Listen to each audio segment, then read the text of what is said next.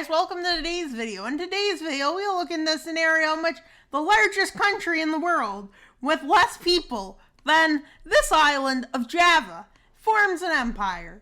And this empire video just starts very weird compared to normal. Yeah, that's it, guys. Russia's getting defeated at the beginning. Wait, what? Yep. They're pushed right back out of the Donbass region first, oddly. And then they get kicked further. Then Crimea is completely disconnected from Russia. And well, yeah. Russia loses Crimea. Russia's in a crisis. But before the Kremlin gives up hope, you know what they do, guys? Well, they go somewhere else. They declare Russia will be expansionist by default. And well, with support to armed rebels happening, a huge offensive is made by Russia to hopefully make up for what has happened.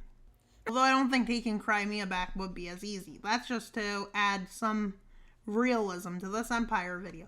As Russia starts rebuilding its military, they are just going to expand. And suddenly, NATO collapses. Wait, what? Yep, that happened in this video. With them moving into the Baltic states. And why are they doing that with ease? Shouldn't they have Belarus? Yep, they annexed Belarus, guys. You got that right. They annexed Belarus. Like, who would annex Belarus but Russia? Am I right, guys? Only Russia would annex Belarus. Right, guys? Only Russia would. And well, Russia is now, its people are more happy. Why? Because, well, look. Genuinely, they're just as villainous falls.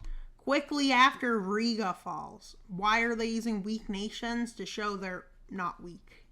Yeah, that's pretty ironic. Saying you're not weak, but yet you're invading weak countries. Countries bordering Russia.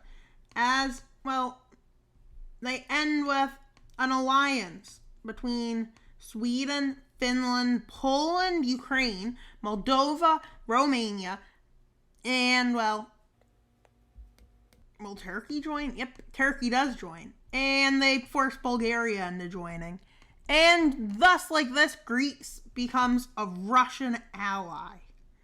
And Germany, it just does nothing to stop this. As Azerbaijan quickly decides to join the alliance, which may be a bit of a roadblock, but Russia just goes ahead and annexes Armenia. Which means technically they annex disputes with Azerbaijan. With the Russian army ready for an invasion of Iran. Why Iran? Because they can. And as they run into Iran, Iran runs back. And while they move into a lot of Azeri territories, and somehow they're actually managing to get into Iran before Iran launches its first counteroffensive. And well, it pushes them up substantially. But this was useless, as Russia's like, hey, how did Russia get so good at war? Because they're building an empire. Who doesn't get good at war when they're constantly fighting? I don't know. Maybe that's not right. But yeah. And well, realism is non-existent. With Iran being completely pushed back, they start conscription. With Russia having a few defeats, they decide to go further into Iran to teach Iran a lesson for this. And well, as stalemate is established, a treaty is signed between Russia and Iran on the border of where the stalemate was. And the westward expansion started again. Why would they have this ambition? Because they are ready. Why would Bulgaria go against Russia? I don't know why, because Bulgaria is kind of like Hungary. Because they're hungry. Wait, what? I don't think that made sense. With Germany saying, yo, help. Yep, Greece saying we'll help. Syria says they'll help. Why would Syria help? I don't know. Anymore. Then I'm just saying countries will attack countries. Because, well, that's what happens with a few countries joining. This becomes an escalation. As look. Yep, I don't think this was intended. Yep. And Montenegro says Serbia want help. And well, why is Hungary on the blue team? This war just makes no sense to me. With Germany quickly advancing into Czechia. Why'd Russia end up a war with them? Oh, okay. As they move into most of Azerbaijan falls. And well, it takes a while for stalemate to be established on the Turkish-Russian border. But Turkey is ambitious, so they dive into Syria. But one problem, they weren't ready for Greece to join. Why weren't they? I don't know. And Serbia is ready for their advances. With Greece moving into Turkey. With Ukraine not able to do anything as well, Russia starts storming them. And how is Russia actually having success, you may be saying? Well, this is because they're forming an empire and we kind of gave them strength. As much could happen. Well, you'll probably be seeing a lot of this on Fast. As Russia starts an offensive in the Donbass region. Yep, that's kind of happens. With Kiev falling. You may be wondering, how is this happening? Well, I forgot, you may have not been. And Austria pushes into Hungary. With Czechia getting pushed back by Austria and Germany. With something odd happening. Austria and Germany unites. Which kind of makes sense for this video. And well, a huge offensive is made by Greece and Serbia and Montenegro taking this out. With Croatia fighting on two fronts. It doesn't look good for Croatia. And Bosnia gets pushed all the way back, which leads to an establishment of a nice front. And well, Ukraine starts falling, with Poland's offensive into Russia being pushed right back. With there being a few things left to happen. And one of them includes Russian invasion of Poland. Yep. And why is there so many people involved in this war? It's because, well, there are. With Greece pushing into Turkey and taking Istanbul. With a fall of all the forces which were invading Syria are all leaving now.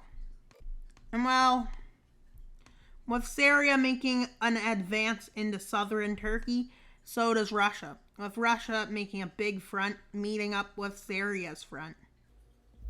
With Russia landing here and moving into Moldova. With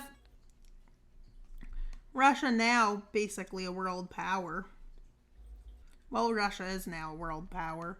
With Russia ready to kick Finland back. With, for the first time in history, the Russians managed to kick Finland back. Well, the first time Finland was independent. With them marching and taking Helsinki. With them making a spearhead across Finland, and well, they take a strategically important island from Sweden.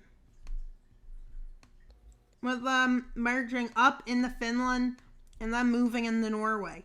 Norway and Sweden end up in an armistice with Russia, which is good for them. And well, as for the rest of the nations, well, let's watch. And well, this happens. And then this happens. Why are they falling so fast? Because, well, they are. With Bulgaria collapsing in on itself. With Turkey losing Ankara. Most likely they're going to fall to pieces. But they actually managed to hold on. And well, with Central Asia and Mongolia getting a bit worried. With Japan and Russia coming to an agreement over the Kuril Islands, and they both basically in this video. Somehow stop fighting. Yeah, I know. Afghanistan can't join it. Afghanistan just doesn't join. And Mongolia joins with North Korea and with China. And then China says we'll join this pact. Which, based on what's going on, I don't think they should be. And then they decide to meet in Stockholm first. But not just Russia has expanded greatly. Germany has really expanded. Annexing Austria, a third of Poland, I would say. Parts of Hungary and Slovakia. They annexed Czechia, Slovenia, and parts of Croatia. While Serbia basically formed Yugoslavia 2.0. And, well, Greece formed that. And Syria got bigger. And is less. With it being more and more likely an Easto-Russian war will happen. With a coup being staged in Mongolia by Russia. This does not activate the alliance, but it gives Russia Mongolia. And Russia said if they do one more coup or anything, they will be in a lot of trouble. With them attempting a coup in Beijing, but that fails. And, well, Russia arms Iran's border, they arm this border, and all of that border heavily. But they may have problems on one of these 3 areas, which might be Manchukuo, who knows, with the East War breaking out. But they forgot one thing.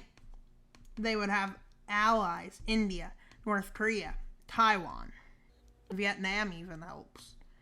And well, then we have the country of Pakistan entering this war. But what's it going to do? So let's look at the first part of this war. Okay. So with a failed coup in Kazakhstan, the person who attempted the coup is in prison in Astana. So they go to Astana quickly, as they move in and capture the city and install this pro-Russian in charge. Which technically means they already have a government in their occupation. With them making a huge offensive and even getting into China. But is this an important part to be invading? As the India joining being a surprise to most of this team. And India takes Islamabad. With Russia moving into Iran. Quickly they threaten Iran, which they take. And then they move up into Turkmenistan. With them going down quickly like that, and they make it much shorter than it actually is. They kind of do this. And what has Vietnam done? Vietnam has done very little. What has Taiwan done? Okay, they rampaged the coast. And well, a lot of these areas that are occupied are rebels pro them. With China ready for this Manchukuo front. With them storming into Vladivostok and quickly taking Pyongyang. And well, they move up into Outer Manchukuo. Outer Manchuria, I believe it's called. And well, yeah. They kind of have this area all established, but what about Kazakhstan's front, you may be saying? Well, that front isn't really established, guys. By Chinese presence, no. There's no presence, really. With India moving through the Himalayas, somehow. And well, they move into Tajikistan. And well, yeah. With Russian forces eventually taking over Iran and meeting up with Indian forces, which means not great news. With Kazakhstan capitulating, followed shortly by Tajikistan, and the next country to capitulate is Kyrgyzstan, then Uzbekistan and Turkmenistan capitulate. And, well, the Manchuria War breaks out.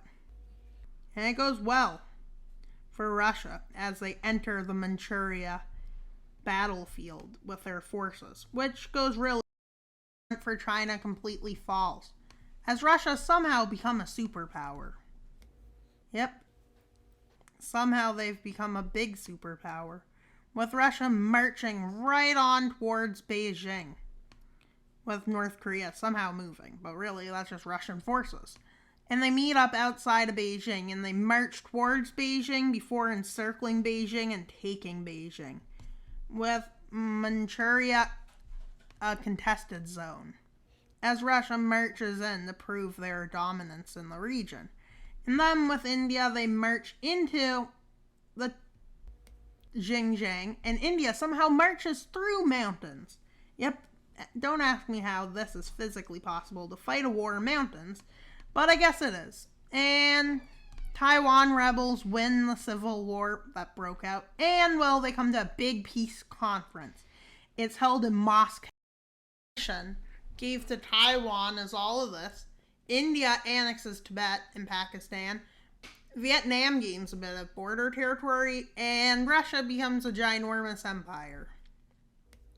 As they stretch from Germany's border, they stretch from the middle of Poland all the way to the US, basically. And for a surprise ending, guys, you know what happens? Oh, they got Alaska back. Yes, the U.S. sold Alaska for $7 million. Wait, what? That didn't make any sense. For $700 billion is what the U.S. sells it for. And Russia's happy as they got more oil. And America lost. Oof. That's sad, America. Really? And Iran's a puppet state of Russia.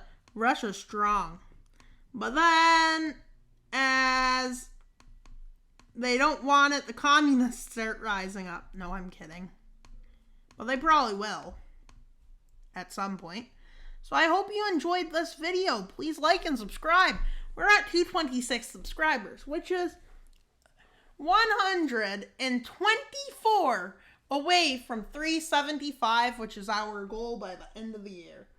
No, not end of the year, which is our goal by the end of this month, actually, is to get to 375. And my math was off. Because it's actually 154 away from 200.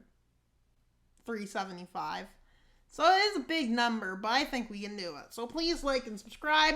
Have a great day. That's all for today's video. Please like and subscribe. Wild Mapper out.